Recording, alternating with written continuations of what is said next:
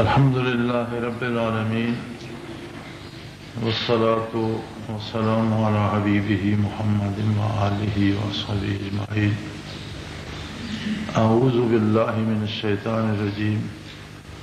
بسم الله الرحمن الرحيم. وما خلقت الجن والإنس إلا ليعبدون أي ليعرفون. اللهم سبحانك لا علم لنا إلا ما علمتنا إنك أنت العليم الحكيم. مولاي صل وسلم دائما أبدا على حبيبك من زانت به الرسول.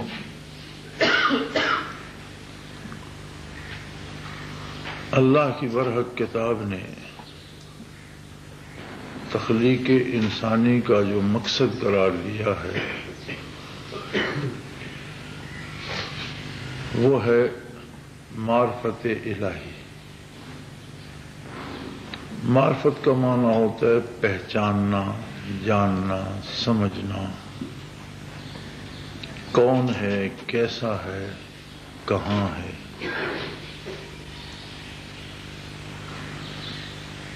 اللہ کریم جل شانہ کے بارے یہ سوال ہمیشہ جواب طلب ہے. اللہ کیسا ہے، اللہ کہاں ہے، کون ہے اللہ. بے شمار صفاتی جوابات اس میں قرآن حکیم میں موجود ہیں. اللہ وہ ہے جس نے سب کو پیدا کیا، وہ ہر جگہ موجود ہے. اللہ وہ ہے جو سب کو رزق دیتا ہے، جو ساری کائنات کا خالق ہے، جو دوبارہ پیدا کرے گا، جو حساب کتاب لے گا، جس نے جنت دوزخ بنائی. یہ سارے جوابات موجود ہیں، لیکن یہ سارے مختلف حوالوں سے ہیں. اس لیے کہ قرآن حکیم ہدن للناس ہے، اولاد آدم کی رہنمائی کے لیے ہے، سب کو بتانے کے لیے. مومن و کافر سب کو دعوت دیتا ہے اللہ کی طرف. اور جو بات زبانی بتائی جا سکتی ہے وہ وہی ہے جو قرآن حکیم نے ارشاد فرمائی، جو حدیث شریف میں ارشاد فرمائی. لیکن کیا علم کے ذرائع صرف حواس خمسہ ہیں؟ کیا بات کر کے ہی بات بتائی جا سکتی ہے، بیان کر کے ہی بتائی جا سکتی ہے، یا کوئی اور ذریعہ علم بھی موجود ہے؟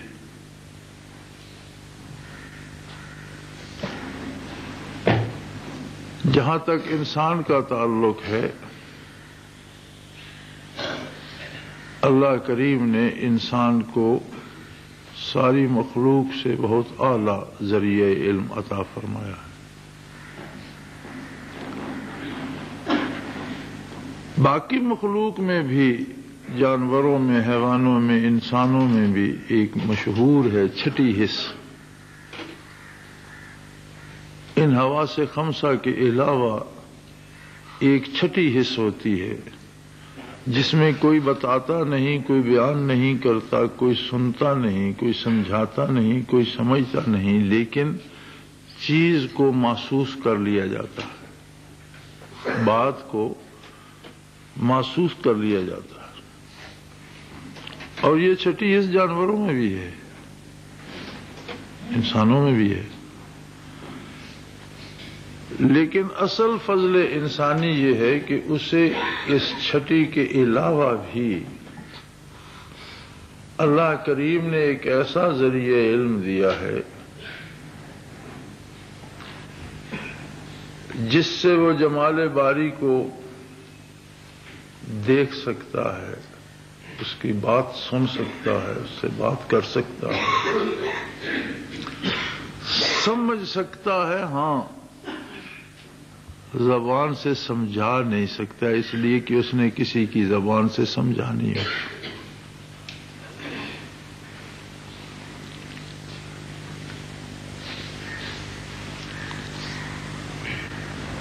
حضرت مریم نبی نہیں تھی،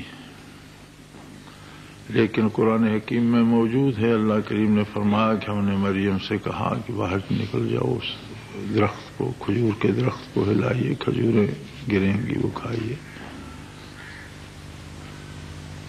اور بھی متعدد مقامات پر غیر نبی پر بھی کلام الہی کے القاء کا ثبوت ملتا ہے۔ غیر نبی پر جو کلام القاء ہوتا ہے وہ وحی الہی نہیں ہوتا۔ موسیٰ سے بات کی اللہ کریم نے کہ موسیٰ علیہ السلام کو صندوقچے میں ڈال کر دریا میں ڈال دو،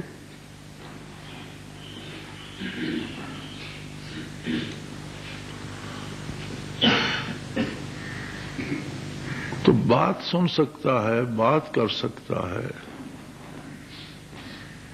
جمال الہی سے سیراب ہوتا ہے، لیکن اس سب کو بیان نہیں کر سکتا، اس لیے کہ وہ کسی سے سن کر نہیں سمجھ رہا ہوتا۔ سننے اور دیکھنے سے بالا تر ایک ذریعہ علم ہے جو صرف انسان کے پاس ہے، اور جب وہ ذریعہ علم بروئے کار آتا ہے، استعمال کرتا ہے انسان اسے، تو پھر ان سوالوں کے جواب پا لیتا ہے کہ اللہ کون ہے، کیسا ہے، کہاں ہے۔ ہوتا یہ ہے کہ یہ ذریعہ علم دب جاتا ہے ہمارے ظاہری حواس کے نیچے۔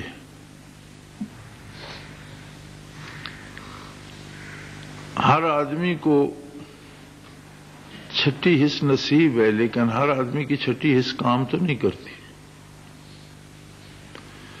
اس لیے نہیں کرتی کہ یہ جو 5 حواس خمسہ ہیں یہ اس پر اس قدر مسلط ہو جاتے ہیں، اور جس کسی میں یہ ہمت ہو کہ ان کو وہ ایک حد کے اندر رکھ سکے، اس کی چھٹی حس بھی کام کرتی ہے، اور اگر چھٹی حس کو بھی کنٹرول کر پائے تو پھر وہ ذریعہ علم اجاگر ہو جاتا ہے جو محض انسان کے پاس ہے، اور جو اس کی تخلیق کا مقصد ہے۔ الا لیعبدون، مفسرین کرام نے نیچے لکھا ہے اے لیعرفون، یعنی یہاں یعبدون سے مراد ہے تاکہ مجھے پہچانے، مجھے جانے۔ انسان کے علاوہ جتنی مخلوق ہے، فرشتوں سے لے کر جنت و دوزخ تک، زمین و آسمانوں میں، یہ جہاں کہیں اللہ کی مخلوق ہے، وہ ساری حکم کی پابند ہے، حکم کی مطیع ہے، حکم کی اطاعت کرتی ہے۔ انسان ایک واحد تخلیق ہے جو حاکم کی اطاعت کرتا ہے، براہ راست اللہ کو پہچان کر، مان کر اس کے سامنے سر تسلیم خم کرتا ہے۔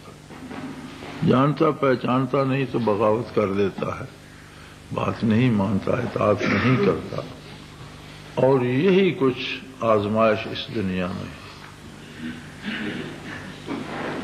اب یہ ساری محنت تو انسان کے ذمے تھی،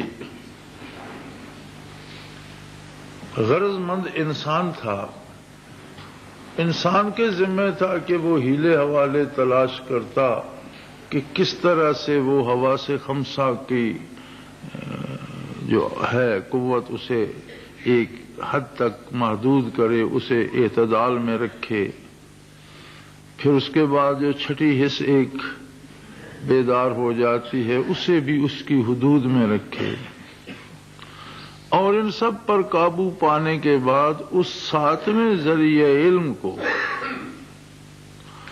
جو ایک قلبی کیف ہے، جسے آپ جس کی وضاحت لکھ کر، پڑھ کر، بیان کر کے نہیں کر سکتے، ایک کیفیت ہے جو قلب پہ وارد ہوتی ہے۔ قلب کی اپنی زبان ہے، قلب کا اپنا سننے کا انداز ہے۔ دنیا میں کتنی زبانیں ہیں، لاکھوں زبانیں بولی جاتی ہوں گی دنیا میں، لیکن تمام انسانوں کا قلب ایک ہی زبان بولتا ہے، اس کی ایک ہی زبان ہے۔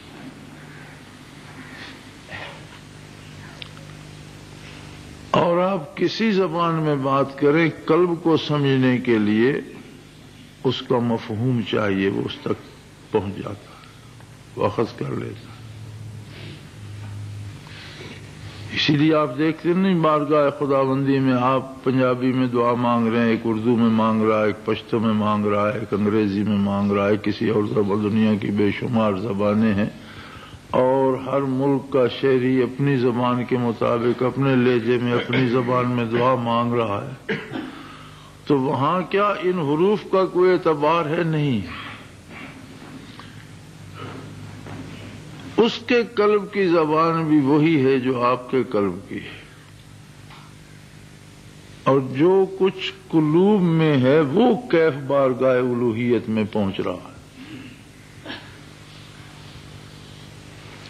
یہی حال برزخ میں کلام کا ہوتا ہے۔ اگر کسی کو نصیب ہو تو دنیا سے جانے والے لوگوں کی سب کی زبان یہ تو نہیں تھی جو ہماری ہے، لیکن برزخ میں ان سے کیسے کلام کی جا سکتی ہے؟ اس لیے کہ برزخ کی زبان قلب کی زبان ہے، اور وہ ساری دنیا کی ایک۔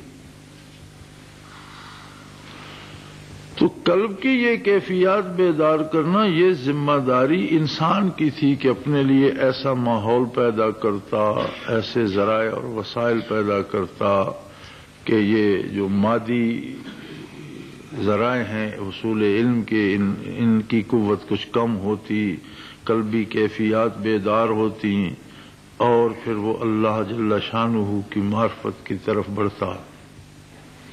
لیکن وہ ایسا کریم ہے کہ اس نے زبردستی اور حکمن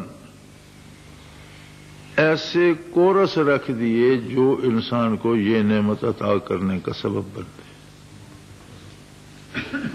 غرض مند انسان تھا، انسان کو چاہیے تھا کہ وہ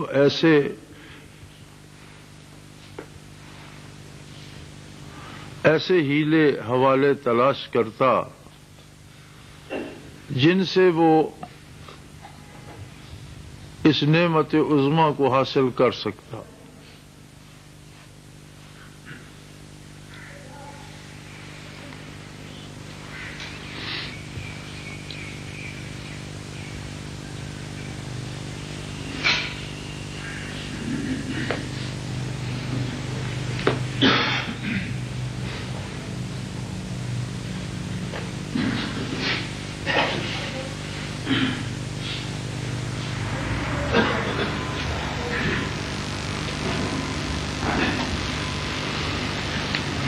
انسان کے ذمے تھا، چونکہ غرض مند انسان تھا تو اسے چاہیے تھا کہ ایسے اسباب تلاش کرتا، ایسے کام اختیار کرتا، ایسے مواقع بناتا کہ یہ چیزیں اسے حاصل ہوتی۔ لیکن اس کریم نے اپنی طرف سے لازم کر دیا انسان پر کہ روزانہ کی 5 دفعہ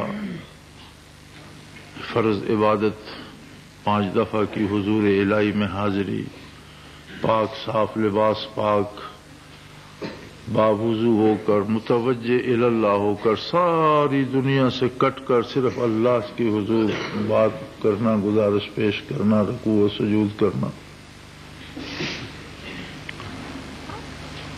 پھر سال میں رمضان المبارک کا مہینہ مقرر کر دیا کہ باقی 11 مہینے تو حلال حرام کی قید ہے کہ حرام کے نزدیک نہ جاؤ، حلال چیزیں کھاؤ پیو۔ یہاں آ کر حلال پر بھی پابندی لگ گئی، یعنی ایسا بندہ ایسا بے اختیار ہو جاتا ہے کہ اس کا سارا پروگرام دست قدرت میں چلا جاتا ہے۔ اب وہ پانی کا گھونٹ بھی نہیں پی سکتا، حلال روزی بھی نہیں کھا سکتا، پابند ہے حکم الہی کا۔ جب اجازت ہوگی تب کھائے گا، جب اجازت ہوگی سوئے گا، جب حکم ہوگا اٹھ جائے گا۔ پھر اس کے ساتھ بے شمار رحمتیں وابستہ کر دی رمضان المبارک کے ساتھ، اور ایک دن کا روزہ یا ایک رات کا قیام زندگی بھر کے گناہوں کی بخشش کا سبب بنا دیا۔ گناہوں کی بخشش کیا ہوتی ہے؟ یہ 2 جمع 2 نہیں کرتے رہنا چاہیے۔ ہماری احباب اکثر علماء حضرات اسی میں لگے رہتے ہیں، اتنے نفلوں کی اتنی حوریں مل گئیں اور اتنے نفلوں کے اتنے محل مل گئے. یہ محل اور حوریں کوئی حیثیت نہیں رکھتی، یہ آدمی کے مرتبے کے مطابق ساری نعمتیں اسے نصیب ہوتی ہیں. اصل بات یہ ہے کہ کیفیات قلبی کے اعتبار سے وہ کتنا قرب الہی حاصل کر سکا. اب جو جتنے قریب ہوگا اس کی رہائش اتنی عظیم اور اس کے لیے انعامات اتنے وسیع ہوں گے. آپ سرکاری عہدیداروں کو دیکھ لیں، اب جو ڈپٹی کمشنر کو نصیب ہے وہ اسسٹنٹ کمشنر کو تو نہیں، لیکن اگر کوئی کمشنر بن جاتا ہے تو اس کے وسائل، اس کی رہائش، اس کی سہولتیں اور ہیں. کوئی سیکٹری بن جاتا ہے تو اور ان میں اضافہ ہو جاتا ہے. وزیر بن جاتا ہے تو اب وہ ڈپٹی کمشنر تو سوچ بھی نہیں سکتا جو سہولتیں اس کے پاس ہیں. تو یہ سہولتیں اس عہدے اور مرتبے کے ساتھ متعلق ہیں. اگر تو سجدے بھی کرتا رہا، عبادتیں بھی کرتا رہا اور دل صاف نہیں ہوا، اس کا مطلب ہے کوئی مقام تو ملا نہیں. حور و قصور کہاں ملیں گے؟ صرف سجدوں کی گنتی مقصود نہیں ہے. نہ کرنے سے تو کرنا بہرحال بہتر ہے، لیکن اگر کیا جائے تو اس کام کا کم از کم پتہ تو ہو کہ اس کا حاصل کیا ہونا چاہیے. اسی طرح صلاۃ خمسہ سے آگے رمضان المبارک مقرر کر دیا. پھر رمضان المبارک میں بے پناہ رحمتیں لٹائیں، بے پناہ محبتیں، بے پناہ شفقتیں تقسیم کیں، اور اس میں پھر اعتکاف کا عشرہ مقرر کر دیا کہ نماز میں بھی آدمی کائنات سے کٹ کر ایک تکبیر کے ساتھ متوجہ اللہ ہو جاتا ہے. کسی کی بات سننی نہیں، کسی سے بات کرنا نہیں، کسی کو دیکھنا نہیں.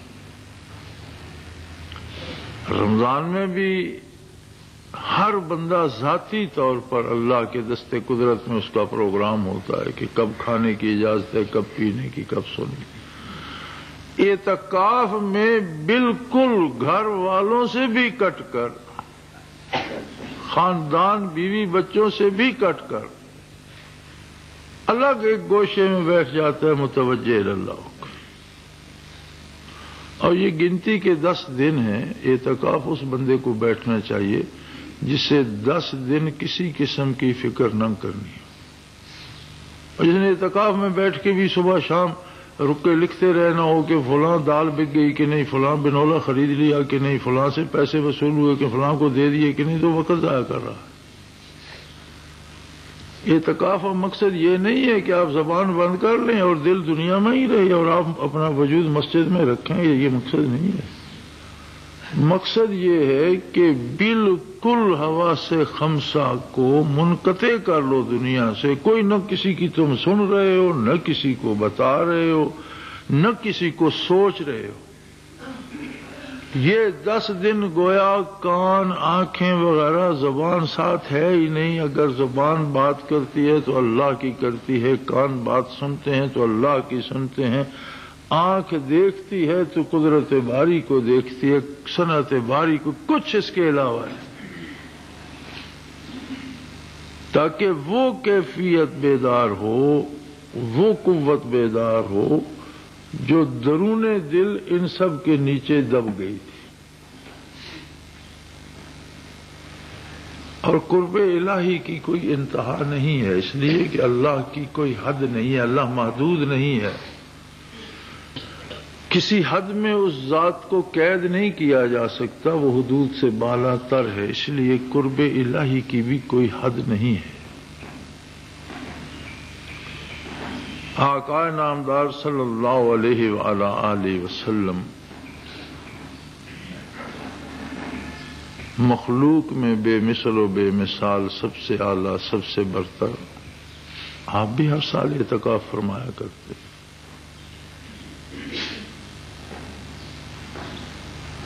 حامل وحی الہی خاتم النبیین رحمت عالم صلی اللہ علیہ وآلہ آلہ وسلم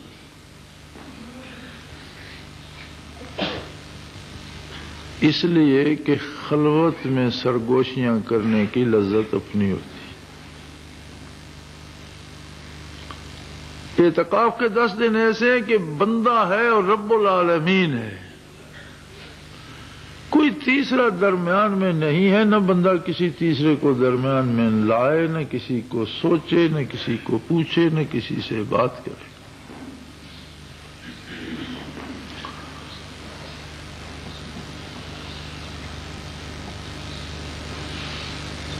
اسی طرح عمر میں ایک دفعہ حج فرض کر دیا، مقصد حج کا بھی وہی ہے کہ دنیا کا سارا نظام چھوڑ کر اپنے آپ کو میدان حشر میں لے جائے۔ 2 انسلی چادروں میں گویا ابھی ابھی قبر سے اٹھا ہے، کفن کی چادریں ہیں، اور متوجہ اللہ ہو، اور بیت اللہ شریف جو تجلیات ذاتی کا معبد ہے اس کے سامنے کھڑا ہو کر پکارے، اے اللہ میں حاضر ہوں۔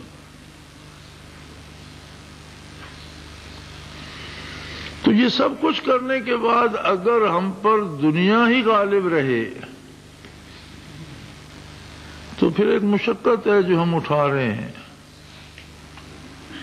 جیسے بعض لوگوں کے بارے حدیث شریف میں ارشاد ہے کہ یہ کام جو کرتا ہے اس کا روزہ صرف یہ ہے کہ بھوک اور پیاس برداشت کرتا ہے، اس کے علاوہ کچھ حاصل نہیں۔ اسی طرح عبادات بھی محض مشقت بن جاتی ہیں۔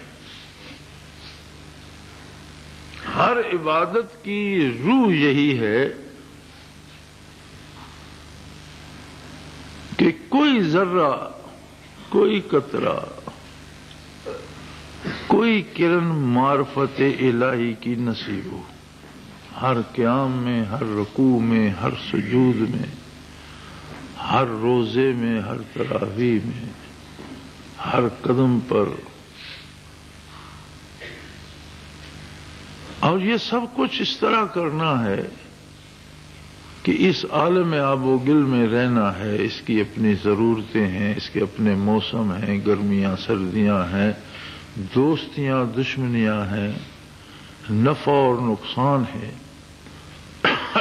عجیب بات ہے کہ اس سارے کو بھی کرتے رہنا ہے اور اس کیفیت کو بھی قائم رکھنا ہے۔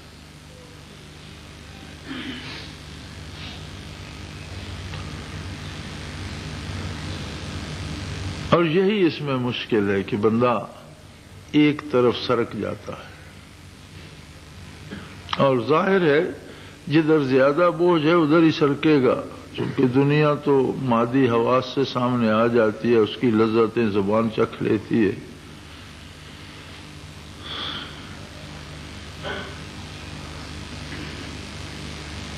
تو کمال انسانی یہی ہے کہ اس کا مادی وجود تو دنیا اور کاروبار دنیا کے ساتھ منسلک ہو، لیکن اس کا قلب بارگاہ الہی میں حاضر ہو۔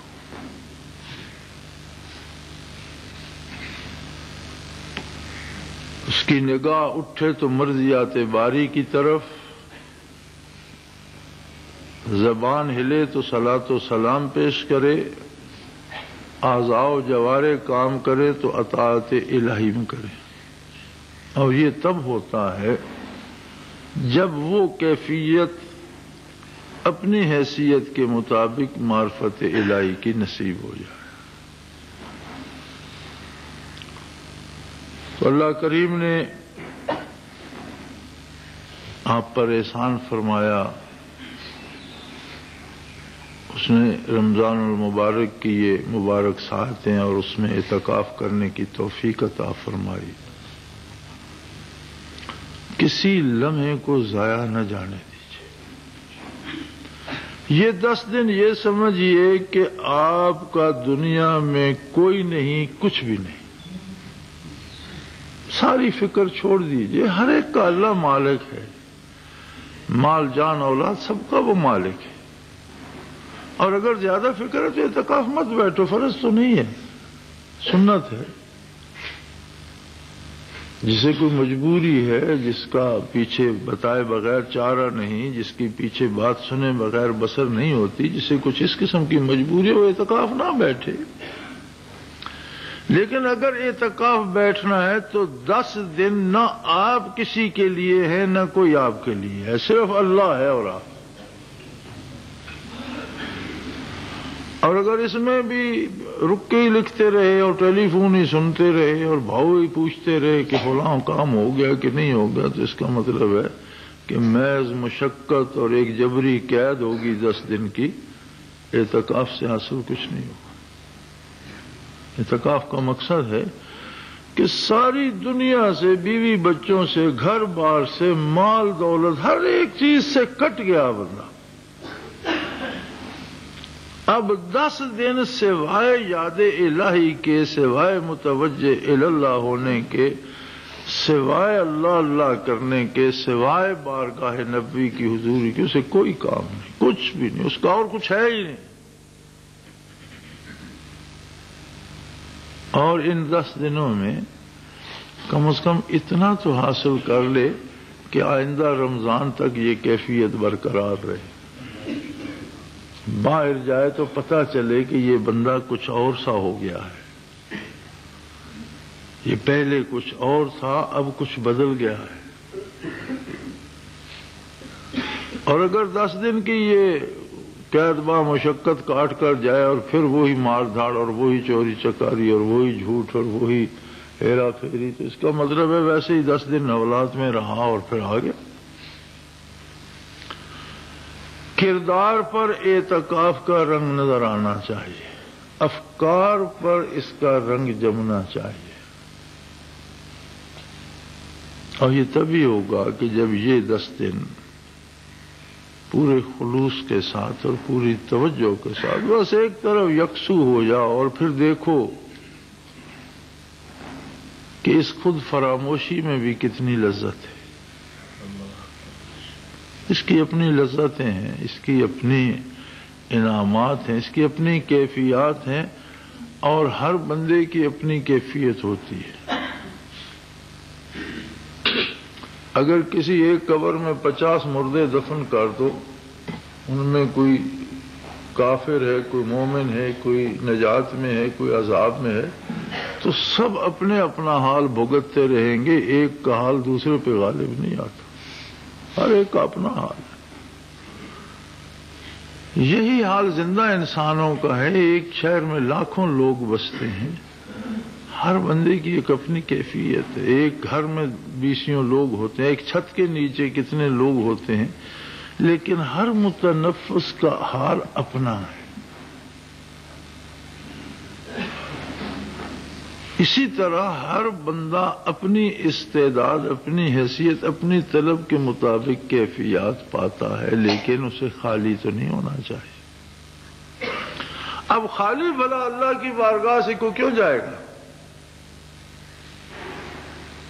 اللہ کریم جب عطا فرماتا ہے تو یہ تو اس کی شان کے بعید ہے کہ یہاں اگر 500 بندے بیٹھے ہیں تو 495 کو دے دے اور 5 کو چھوڑ دے، وہ تو ایسا نہیں کرے گا۔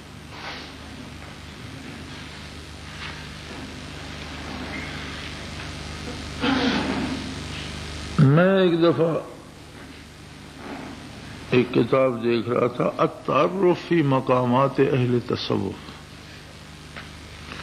اس میں انہوں نے مختلف لوگوں کی، اللہ کے بندوں کی کرامات کا تذکرہ فرمایا ہے۔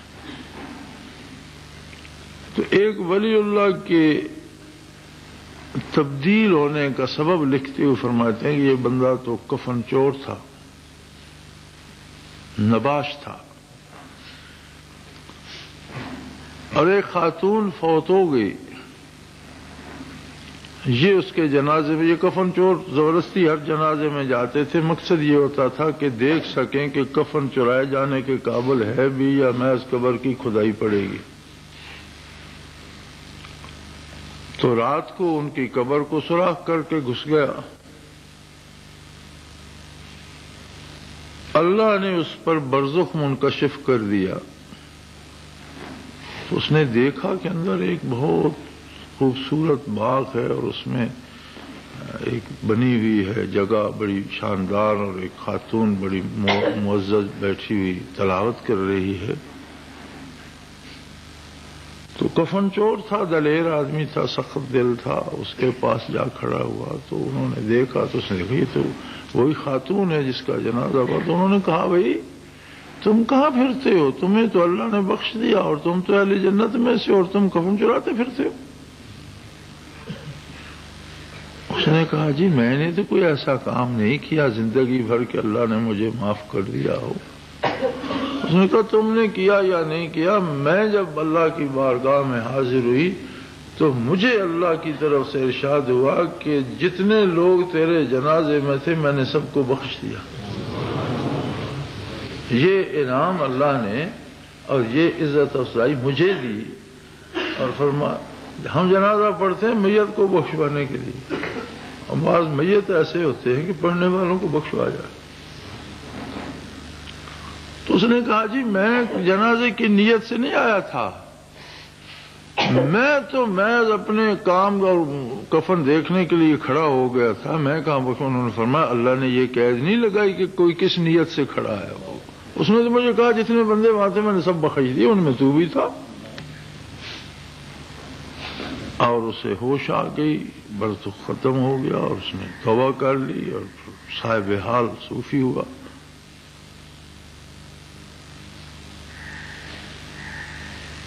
تو اللہ تو جب دیتا ہے تو یہ نہیں کہ یہ ایک کون کھڑا ہے، وہ سب کو دیتا ہے۔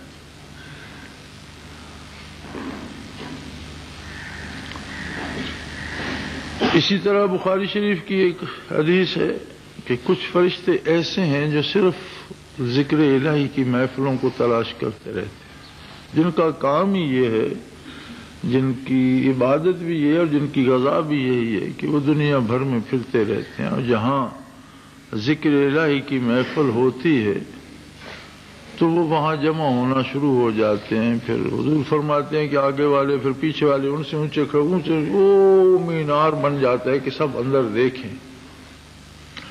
واپس بارگاہ الوہیت میں جاتے ہیں تو سوال ہوتا ہے بھی ہاں کیا دیکھ کر یا اللہ تیرے بندے تھے اور تجھے یاد کر رہے تھے، اور بڑے درد سے بڑے خلوص سے۔ تو ارشاد ہوتا ہے کہ گواہ رہو میں نے ان سب کو بخش دیا۔ تو حضور فرماتے ہیں وہ فرشتے عرض کرتے ہیں یا اللہ وہ چند لوگ وہاں جو تھے وہ فلاں تھا وہ ذکر کرنے تو نہیں آئے تھے، انہیں تو اور کام تھا کسی ذاکر سے اور وہ مصروف تھا، ان کو وہاں رکنا پڑ گیا، وہ بھی اس مجلس میں بیٹھے تھے کہ یہ فارغ ہو تو بات۔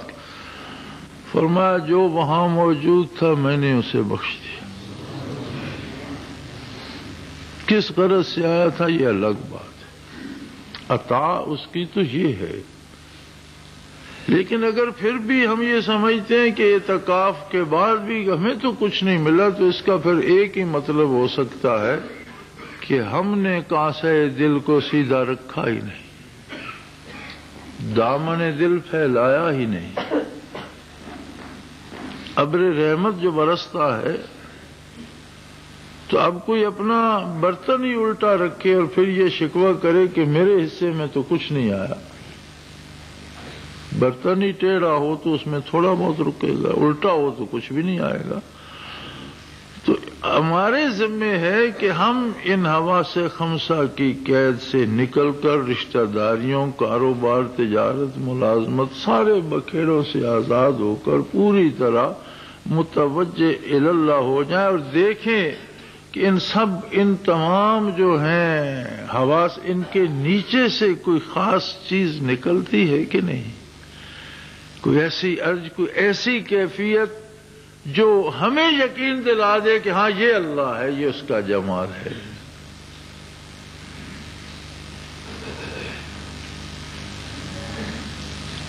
اور یہی مقصد تخلیق انسانی ہے، یہ اس کا کرم ہے کہ اس نے انسان کو گھیر گھار کر زبردستی ایسے مواقع دیے جن میں وہ معرفت الہی کو پا سکے۔ اب اس سے بڑا کرم کیا ہوتا ہے؟ غرض مند تو انسان تھا، اس بے نیاز کو تو کوئی غرض نہیں تھی، اس نے حکماً پھر ان مواقع پہ اب اعتکاف کی جو اس پہ جو رحمتیں اور جو شفقتیں اور جو مغفرتیں نازل ہوتی ہیں معتکف پر، ان کا کوئی حد و حساب نہیں، اور اس سے صرف جو لیلۃ القدر نصیب ہوتی ہے اس کا کوئی حساب نہیں ہے۔